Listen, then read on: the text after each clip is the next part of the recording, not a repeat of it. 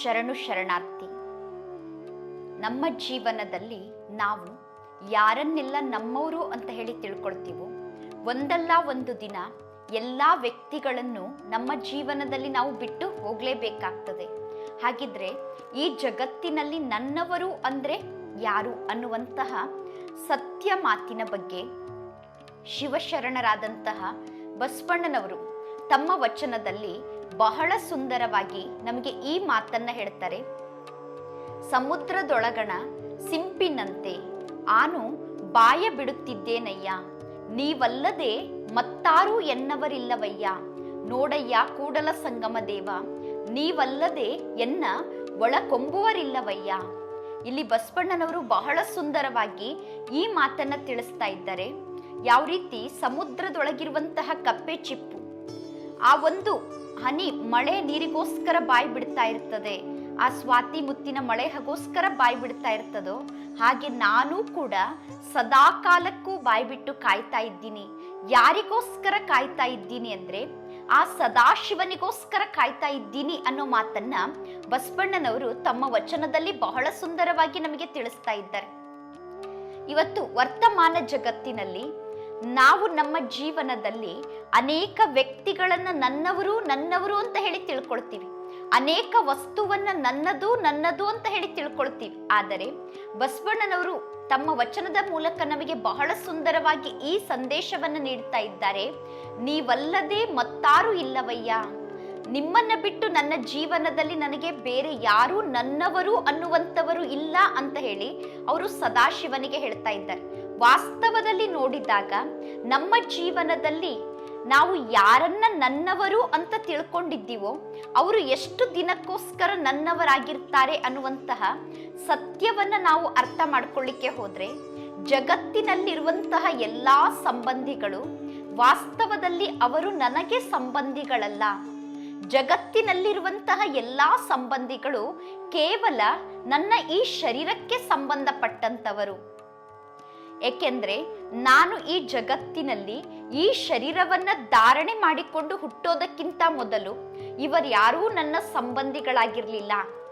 ನಾನು ಹುಟ್ಟೋದಕ್ಕಿಂತ ಮೊದಲು ನನ್ನ ಜೀವನದಲ್ಲಿ ನನಗೆ ಶಾಶ್ವತವಾದ ಸಂಬಂಧಿ ಅಂದ್ರೆ ಕೇವಲ ಒಬ್ಬ ಪ್ರಭು ಪರಮಾತ್ಮ ಮಾತ್ರ ಆಗಿದ್ರು. ನಾನು ಯಾವಾಗ ತಾಯಿಯ ಗರ್ಭದಲ್ಲಿ ಪ್ರವೇಶ ಮಾಡಿ ಇಲ್ಲಿ ಶರೀರವನ್ನ ಧಾರಣೆ ಮಾಡಿಕೊಂಡೆ, ಆಗ ಆ ತಾಯಿಯ ಜೊತೆ ನನ್ನ ಸಂಬಂಧ ಜೋಡಣೆ ಆಯಿತು, ತಂದೆಯ ಜೊತೆ ಸಂಬಂಧ ಜೋಡಣೆ ಆಯಿತು. ಹಾಗೆ ಅವರ ಬಂಧು ಮಿತ್ರರೆಲ್ಲ ನನ್ನ ಬಂಧು ಮಿತ್ರರಾದ್ರು, ಅವರ ಸಂಬಂಧಿಗಳೆಲ್ಲ ನನ್ನ ಸಂಬಂಧಿಗಳಾದ್ರು. ಇವರೆಲ್ಲರೂ ಸಂಬಂಧಪಟ್ಟಿರೋದು ಯಾವುದಕ್ಕೆ ಅಂದ್ರೆ ಈ ಶರೀರಕ್ಕೆ. ಯಾಕೆಂದ್ರೆ ಆ ಮನೆಯಲ್ಲಿ ಆ ತಂದೆ ತಾಯಿಯ ಮೂಲಕ ನನಗೆ ಸಿಕ್ಕಿರುವಂತದ್ದು ಈ ಶರೀರ. ಈ ಶರೀರದಲ್ಲಿ ನಾನು ಎಷ್ಟು ದಿನದವರೆಗೂ ಇರ್ತೀನೋ ಅಷ್ಟು ದಿನದವರೆಗೆ ಮಾತ್ರ ಅವರೆಲ್ಲ ನನ್ನ ಸಂಬಂಧಿಗಳಾಗಿ ಇರ್ತಾರೆ. ಆದರೆ ವರ್ತಮಾನ ಜಗತ್ತಾದಂತಹ ಕಲಿಯುಗದಲ್ಲಿ ಎಷ್ಟೋ ಜನರ ಜೀವನದಲ್ಲಿ ಅವರು ಶರೀರ ತ್ಯಾಗ ಮಾಡೋದಕ್ಕಿಂತ ಮೊದಲೇ ತಮ್ಮ ಅನೇಕ ಸಂಬಂಧಿಗಳನ್ನ ಕಳ್ಕೊಳ್ತಾರೆ.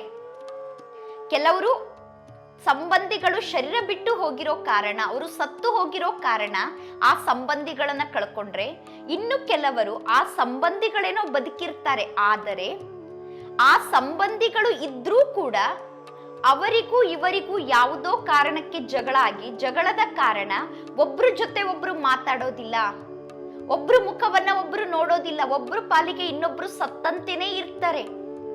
ಅಂದ್ರೆ ಅವರು ಬದುಕಿರುವಾಗಲೇ ಇವರಿಗೂ ಅವರಿಗೂ ಇದ್ದಂತಹ ಋಣ ಮುಗೀತು. ಅಂದ್ರೆ ಆ ಸಂಬಂಧಿಗಳು ಇದ್ರೂ ಕೂಡ ಅವರ ಜೊತೆಗೆ ನಾನು ಸಂಬಂಧವನ್ನ ನಿಭಾಯಿಸೋದಿಲ್ಲ ಅಂದ್ರೆ ಆ ಸಂಬಂಧಿಗಳು ನನ್ನ ಶಾಶ್ವತವಾದ ಸಂಬಂಧಿಗಳು ಅಲ್ಲ ಅಂತಾನೆ ಅರ್ಥ. ಹಾಗಿದ್ರೆ ಈ ಜಗತ್ತಿನಲ್ಲಿ ಕೆಲವು ಸಂಬಂಧಿಗಳನ್ನ ನಾವು ಇವರು ಶಾಶ್ವತವಾಗಿ ನನ್ನ ಜೊತೆಗಿರ್ತಾರೆ ಅಂತ ಅನ್ಕೊಂಡ್ರೂ ಕೂಡ ಯಾವ ವ್ಯಕ್ತಿಯೂ ನಮ್ಮ ಜೀವನದಲ್ಲಿ ಶಾಶ್ವತವಾಗಿ ನಮಗೆ ಜೊತೆಯನ್ನ ನೀಡಲಿಕ್ಕೆ ಸಾಧ್ಯ ಇಲ್ಲ. ಯಾಕೆಂದ್ರೆ ಈ ಜಗತ್ತಿನಲ್ಲಿ ಯಾವ ವ್ಯಕ್ತಿಯ ಶರೀರವೂ ಶಾಶ್ವತ ಅಲ್ಲ. ಯಾರ ಶರೀರವೂ ಶಾಶ್ವತ ಅಲ್ಲ ಅಂದಮೇಲೆ ಅವರು ನಮಗೆ ಸದಾ ಜೊತೆಯನ್ನ ನೀಡಲಿಕ್ಕೆ ಹೇಗೆ ಸಾಧ್ಯ? ಕೆಲವು ದಿನಗಳವರೆಗೆ ಮಾತ್ರ ಅವರು ನಮ್ಮ ಜೊತೆಗಿರ್ತಾರೆ. ಎಲ್ಲಿಯವರೆಗೆ ನಮ್ಮ ಜೊತೆಗಿರ್ತಾರೆ ಅಂದ್ರೆ ಎಲ್ಲಿಯವರೆಗೂ ಅವರಿಗೂ ನನಗೂ ಋಣ ಇದೆ, ಸಂಬಂಧ ಇದೆ, ಅಲ್ಲಿಯವರೆಗೂ ಮಾತ್ರ ಆ ವ್ಯಕ್ತಿಗಳು ನನ್ನ ಜೊತೆಗಿರ್ತಾರೆ. ಆ ಋಣ ಸಂಬಂಧ ಮುಗೀತು ಅಂದ್ರೆ ಅವ್ರು ಯಾರು, ನಾನು ಯಾರು. ಹಾಗಿದ್ರೆ ನನ್ನ ಜೀವನದಲ್ಲಿ ಯಾರನ್ನ ನಾನು ನನ್ನವರು ಅಂತ ಅನ್ಕೊಳ್ತಾ ಇದ್ದೀನೋ ಆ ವ್ಯಕ್ತಿಗಳು ಶಾಶ್ವತವಾಗಿ ನನಗೆ ಜೊತೆ ನೀಡೋದಿಲ್ಲ ಅಂದಮೇಲೆ ಅವರ ಮೂಲಕ ನನ್ನ ಜೀವನದಲ್ಲಿ ನನಗೆ ಸಿಗೋದು ಏನು ಅಂತ ಹೇಳಿ ನಾನು ಯೋಚನೆ ಮಾಡಿ ನೋಡಿದಾಗ, ಅದನ್ನ ಅನುಭವ ಮಾಡಿ ನೋಡಿದಾಗ, ಜಗತ್ತಿನಲ್ಲಿರುವಂತಹ ಎಲ್ಲಾ ಸಂಬಂಧಿಗಳು ಬದುಕಿರುವಾಗಲೂ ನನ್ನ ಜೀವನದಲ್ಲಿ ನನಗೆ ದುಃಖವನ್ನೇ ಕೊಡ್ತಾರೆ. ಆ ವ್ಯಕ್ತಿಗಳು ಶರೀರವನ್ನ ತ್ಯಾಗ ಮಾಡಿದ್ರೂ ಕೂಡ ಅವರು ಸತ್ತ ನಂತರವೂ ಅವರ ಮೂಲಕ ನನ್ನ ಜೀವನದಲ್ಲಿ ನನಗೆ ಸಿಗೋದೇನು ಅಂದ್ರೆ ಕೇವಲ ದುಃಖ ಮಾತ್ರ.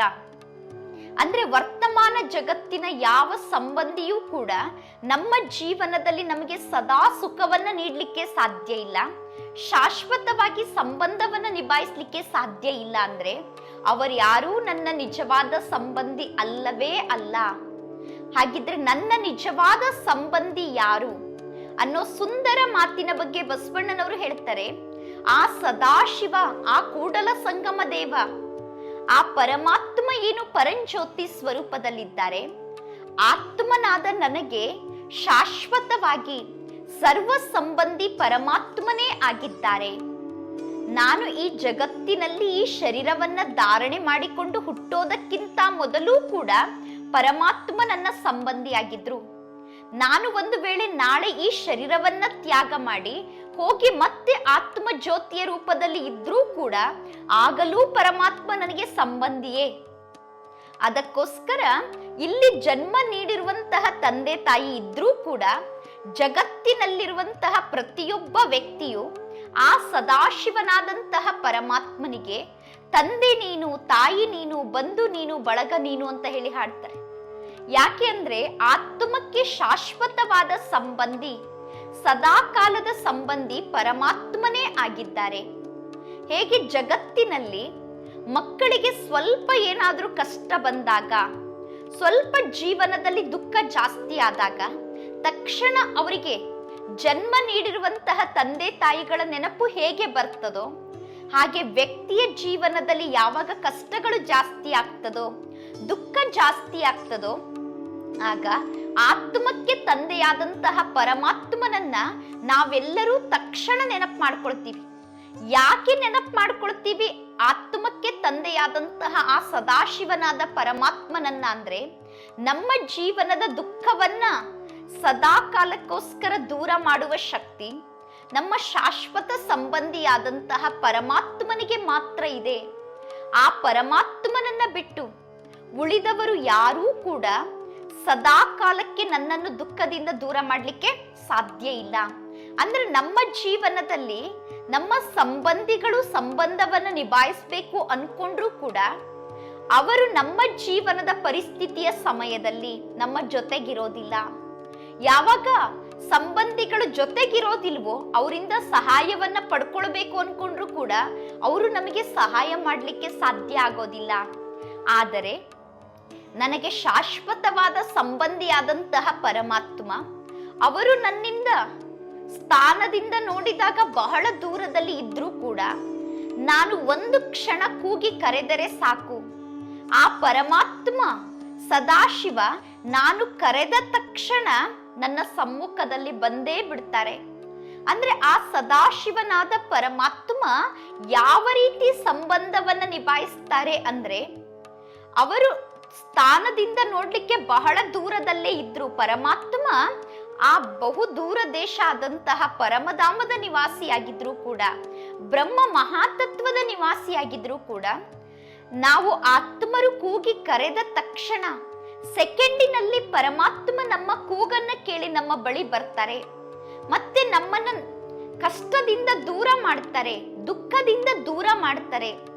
ಅದಕ್ಕೋಸ್ಕರ ಪ್ರತಿಯೊಬ್ಬ ವ್ಯಕ್ತಿಯು ಜೀವನದಲ್ಲಿ ಸ್ವಲ್ಪ ಸಮಸ್ಯೆ ಬಂದ್ರೆ ಸಾಕು ಆ ಸದಾಶಿವನನ್ನ ಕೂಗಿ ಕರೀತಾನೆ. ಯಾಕೆಂದ್ರೆ ನಮ್ಮ ಜೀವನದಲ್ಲಿ ನಮ್ಮನ್ನ ಸರ್ವ ಪ್ರಕಾರದ ದುಃಖದಿಂದ ದೂರ ಮಾಡುವ ಶಕ್ತಿ, ನಮಗೆ ಬೇಕಾದಂತಹ ಸರ್ವ ಪ್ರಾಪ್ತಿಯನ್ನು ನೀಡುವಂತಹ ಶಕ್ತಿ ಆ ಸದಾಶಿವನಾದ ಪರಮಾತ್ಮನಿಗೆ ಮಾತ್ರ ಇದೆ.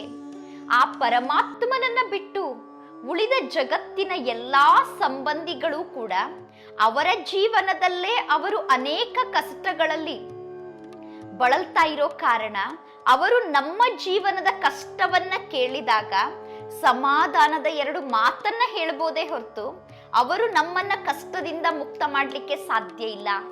ಹಾಗೆ ಈ ಜಗತ್ತಿನಲ್ಲಿರುವಂತಹ ನಮ್ಮ ಸಂಬಂಧಿಗಳು ನಮ್ಮ ಜೀವನದಲ್ಲಿ ನಮಗೆ ಇನ್ನೇನು ಸಹಯೋಗ ಕೊಡಬಹುದು ಅಂದ್ರೆ ಅವರ ಬಳಿ ಸ್ವಲ್ಪ ದನ ಇದ್ರೆ ದನದಿಂದ ಸಹಯೋಗವನ್ನ ಕೊಡಬಹುದೇ ಹೊರತು ನನ್ನ ಜೀವನದಲ್ಲಿ ದುಃಖ ಜಾಸ್ತಿ ಇದೆ ಅಂದ್ರೆ ಅವರು ಎಂದೂ ಯಾವ ಕಾರಣಕ್ಕೂ ನನ್ನನ್ನು ದುಃಖದಿಂದ ದೂರ ಮಾಡಲಿಕ್ಕೆ ಸಾಧ್ಯ ಇಲ್ಲ. ನನ್ನ ಜೀವನದಲ್ಲಿ ನನಗೇನಾದ್ರೂ ಕಾಯಿಲೆ ಇದೆ ಅಂದ್ರೆ ಯಾವ ಸಂಬಂಧಿಗಳು ನನ್ನನ್ನ ಕಾಯಿಲೆಯಿಂದ ಮುಕ್ತ ಮಾಡಲಿಕ್ಕೆ ಸಾಧ್ಯ ಇಲ್ಲ. ನನ್ನ ಜೀವನದಲ್ಲಿ ನಾನೇನಾದ್ರೂ ಬಹಳಷ್ಟು ಕಷ್ಟ ಪಡ್ತಾ ಇದ್ದೀನಿ ಅಥವಾ ಯಾವುದೋ ಸಮಸ್ಯೆಯಲ್ಲಿ ಸಿಕ್ಕಾಕೊಂಡಿದ್ದೀನಿ ಅಂದ್ರೆ ಆ ವ್ಯಕ್ತಿಗಳು ನನ್ನನ್ನ ಸಮಸ್ಯೆಯಿಂದ ಮುಕ್ತ ಮಾಡಲಿಕ್ಕೆ ಸಾಧ್ಯ ಇಲ್ಲ. ಹಾಗಿದ್ರೆ ನನ್ನ ಸರ್ವ ಸಮಸ್ಯೆಯಿಂದ ನನ್ನನ್ನು ಮುಕ್ತ ಮಾಡುವಂತಹ ಶಕ್ತಿ, ನನ್ನ ಜೀವನದಲ್ಲಿ ಸದಾ ಕಾಲಕ್ಕೂ ನನ್ನನ್ನ ಪ್ರತಿ ಪರಿಸ್ಥಿತಿಯಿಂದ ಪಾರು ಮಾಡುವಂತಹ ಶಕ್ತಿ, ಪ್ರತಿ ಕಾಯಿಲೆಯ ಸಮಯದಲ್ಲೂ ನನಗೆ ಸಹಯೋಗವನ್ನ ನೀಡಿ ನನ್ನನ್ನ ರೋಗದಿಂದ ಮುಕ್ತ ಮಾಡುವ ಶಕ್ತಿ, ನನ್ನ ಜೀವನದಲ್ಲಿ ನನಗೆ ಬೇಕಾದಂತಹ ಸುಖ ಶಾಂತಿ ಸರ್ವ ಪ್ರಾಪ್ತಿಗಳನ್ನು ನೀಡುವಂತಹ ಶಕ್ತಿ ಯಾರಿಗಿದೆ ಅಂತ ಹೇಳಿ ನೋಡಿದಾಗ ಆ ಸದಾಶಿವನಾದಂತಹ ಪರಮಾತ್ಮನಿಗೆ ಮಾತ್ರ ಈ ಶಕ್ತಿ ಇದೆ. ಆ ಸದಾಶಿವನಾದ ಪರಮಾತ್ಮನನ್ನ ಬಿಟ್ಟು ಜಗತ್ತಿನಲ್ಲಿ ಯಾವ ವ್ಯಕ್ತಿಯೂ ಶಾಶ್ವತವಾಗಿ ನನಗೆ ಜೊತೆಯನ್ನ ನೀಡಲಿಕ್ಕೆ ಸಾಧ್ಯ ಇಲ್ಲ.